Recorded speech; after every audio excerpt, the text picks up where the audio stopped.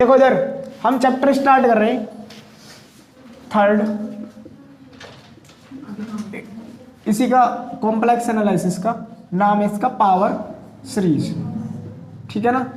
यहां से एक क्वेश्चन सॉल्व में बन जाता है क्योंकि बहुत छोटा चैप्टर है और इजी चैप्टर है, फॉर्मूला बेस्ड। ठीक है, तो पहली बात पावर सीरीज कहते किसको ये समझेंगे कि एन एक्सप्रेशन एक अपने पास प्रसार हो किस प्रकार का, समीशन n फ्रॉम 1 या 0 टू इनफाइनाइट an z की पावर n, या और करके इसको ऐसे भी लिख सकते हो समीशन n बराबर 1 to infinity an z minus a की पावर n। तो कितनी टर्म आ रही है इसके अंदर, इन्फिनिटी टर्म आ रही है। अगर इसको लिखोगे भी तो कैसे एक्सप्रेस होगा ये वाला, इस वाली बात को अगर लिखें तो a0 z की पावर 0 तो 1 ही आ गया, plus a1 z a2 z square a3 z cube plus up to सोन इन्फिनिटी तक टर्म जा रही है। तो इस कॉल्ड क्या कहलाता है ये, पावर सीरीज। अपने पास ये क्या कहलाती है, पावर सीरीज। सही है। जैसे एक एग्जांपल लिखें कि summation a N z power n is equal to summation 2 power n और जेड की पावर एन। तो यहाँ ए एन क्या है, 2 की पावर एन दिया हुआ है। तो हमेशा हम इसको चेक करेंगे, जो भी coefficient of z power n होगा उसको चेक करेंगे कि कन्वर्जेंट है या डाइवर्जेंट है। ठीक है ना, आरओसी निकालने के लिए, रेडियस ऑफ कन्वर्जेंस। यहां पर आता है इस सीरीज को कन्वर्जेंस करने के लिए इन्वेस्टिगेट कीजिए कि ये सीरीज अपने पास कन्वर्जेंस होगी या डाइवर्जेंस होगी। तो हम उसके लिए चेक करते हैं इसका रेडियस ऑफ कन्वर्जेंस जो भी अपने पास बनता है। तो इस सीरीज का रेडियस ऑफ कन्वर्जेंस होता क्या, वो इधर समझेंगे। Radius of convergence, radius of convergence को शॉर्ट फॉर्म में कह देते हैं ROC.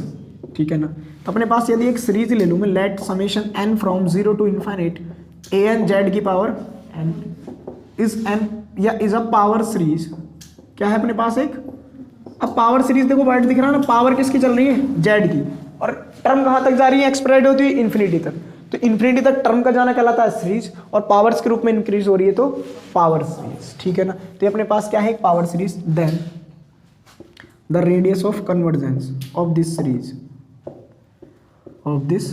Series is given by, कुछ इस प्रकार देते हैं हम इसके, 1/r is equal to limit n tends to infinity modulus of 1/n की पावर 1/n। तो ये फॉर्मूला होता है इसको निकालने के लिए। ठीक है ना।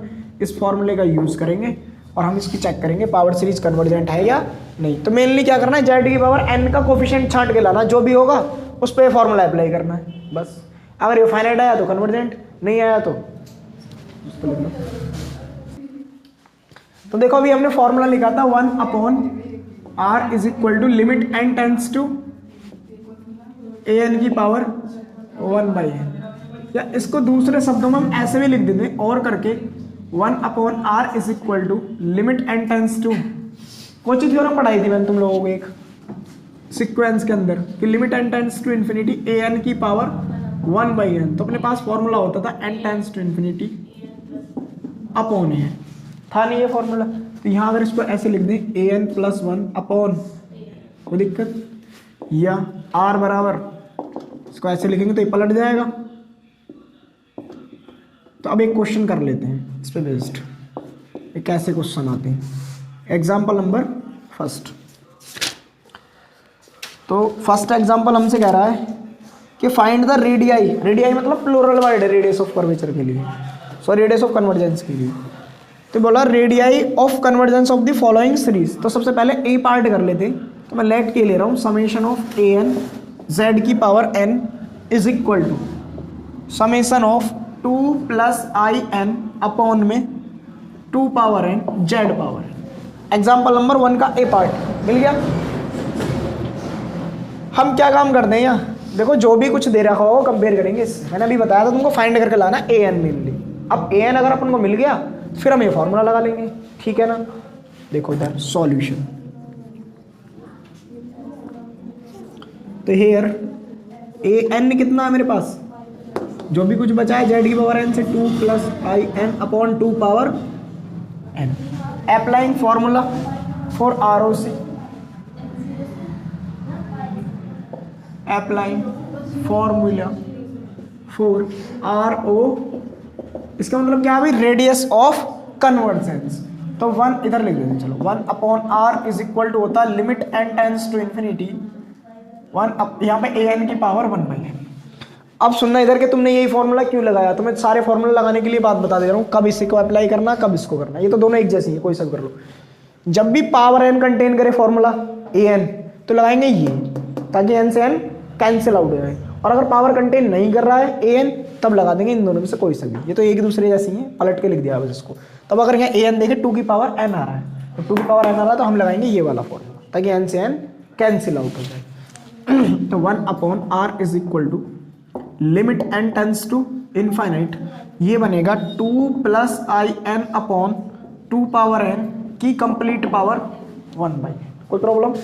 अब n पावर सभी पर डिस्ट्रीब्यूट हो जाएगी, तो यहां से मिलेगा limit n tends to infinity 2 + in upon इसकी होल पावर 1/n लिख दूं भाई, और 2 की पावर n की पावर 1/n तो कैंसिल आउट, ये बचा, या limit n tends to infinite 1/2 बाहर आ गया।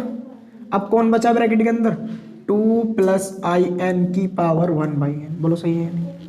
सही है।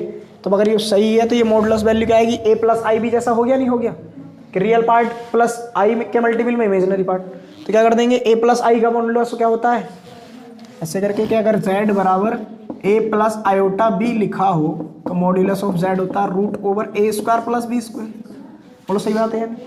तो अब अगर मॉडुलस खोलें तो क्या बनेगा अपने पास, 1/2 limit n tends to infinite √ओवर बनेगा 4 + n² और कंप्लीट पावर 1/n। बोलो सही है या नहीं? अब इसकी वैल्यू कैलकुलेट कैसे करेंगे, तो वो इधर ध्यान से देखेंगे क्या करने जा रहे हैं हम इसके सॉल्यूशन को। 1/2 limit n tends to infinite. अब मैं इस एक्सप्रेशन से n² कॉमन कर रहा हूं, क्या n², तो बाहर कितना निकल आएगा n, और पावर कितना हो जाएगा 1/n, क्योंकि स्क्वायर रूट से स्क्वायर कैंसिल आउट, और फिर इस पावर में आ जाएगा 1/n। तो यहाँ हमारे पास बनेगा n की पावर 1/n √4/n² + 1। बोलो सही है या नहीं?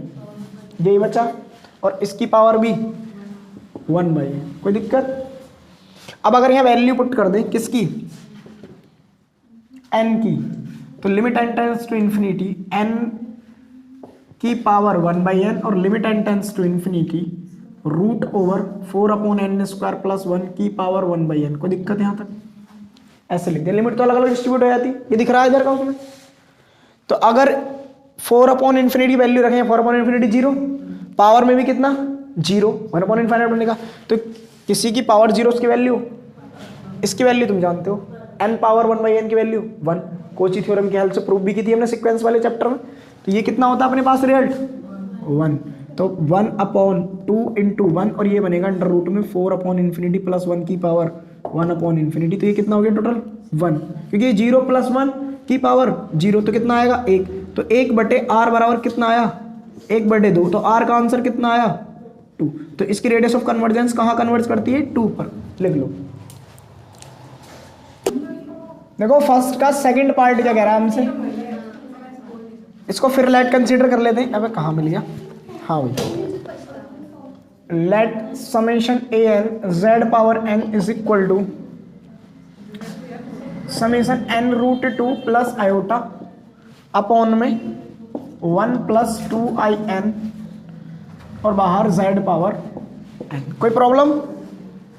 हाँ भाई, यहां तक तो कोई दिक्कत नहीं है इसमें। अब इसके बाद सबसे पहले क्या करना है, वही का an कंसीडर कर लो। an है क्या अपने पास, सॉल्यूशन कि लेट या हियर an मेरे पास है n √2 + i अपॉन 1 + 2in। कोई दिक्कत? Applying formula for ROC, radius of convergence. तो ROC के लिए फॉर्मूला क्या होगा, लिमिट n टेंड्स टू, और किसके बराबर आता है 1/r के इक्वल, आर के इक्वल लिखना चाहो तो इसको पलट के लिख लियो, जो मर्जी, वरना आसान क्या रहेगा, 1/r निकालो, बाद में r को रिवर्स कर देना।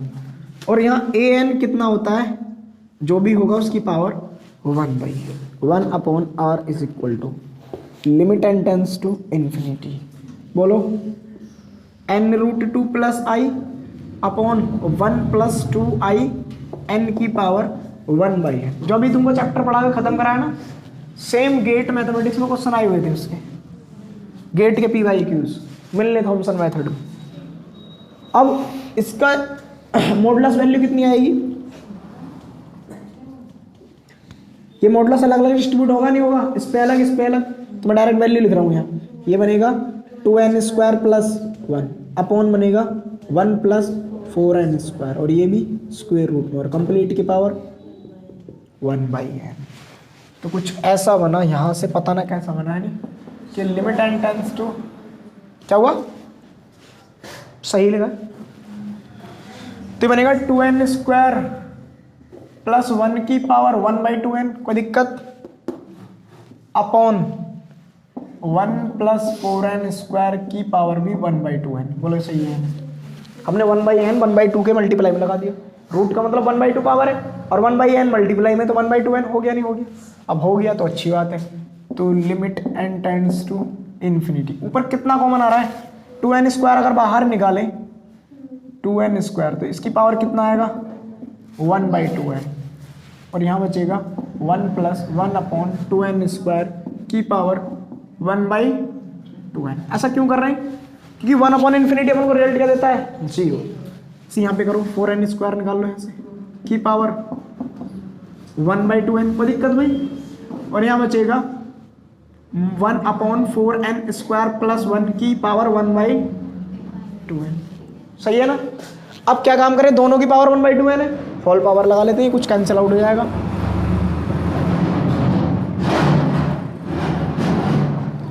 टू n² अपॉन में 4n² की पावर 1/2n, दिस कितना बचा 1/2, और ये बना 1 प्लस 1/2n² की पावर 1/2n, या इसको भी ऐसे लिख लो, पूरी की होल पावर 1/2n लिख देना, 1 plus 1/2n² upon 1/4n² plus 1, LCM मतलब लेने लग जियो कि ऊपर वाला फिर दोबारा बना दो, ठीक है ना, जिसको चेंज करा था अभी। तो ये 1/2 की पावर बन रहा है भाई, तो लिमिट तो सभी जगह जाएगी 1/2 की पावर 1/2n, लिमिट इस पे भी इन्फिनिटी जारी होगी, और इन पर भी इन्फिनिटी जाएगी, किन पर, कि 1 प्लस 1/2n² अपॉन में 1/4n² प्लस 1 कंप्लीट पावर 1/।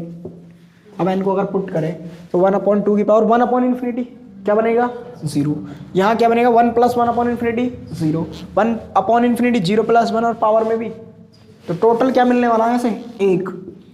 देखो 1/2 की पावर 1/∞, कोई प्रॉब्लम नहीं, 1 प्लस 1/∞ और 1/∞ प्लस 1 की पावर भी 1/∞, बोलो सही है नहीं, और 1/∞ अपने पास कितना होता है 0, तो ये 0 यहाँ बचेगा 1/1, 1 की पावर 0, 1/2 की पावर इन्फाइनाइट, तो 1/2 की पावर 0 हो गया, और 1/2 की पावर 0 तो वही वैल्यू, तो यहाँ से 1/r कितना आया, तो इसका मतलब r कितना आ गया 1 इकाई, आंसर।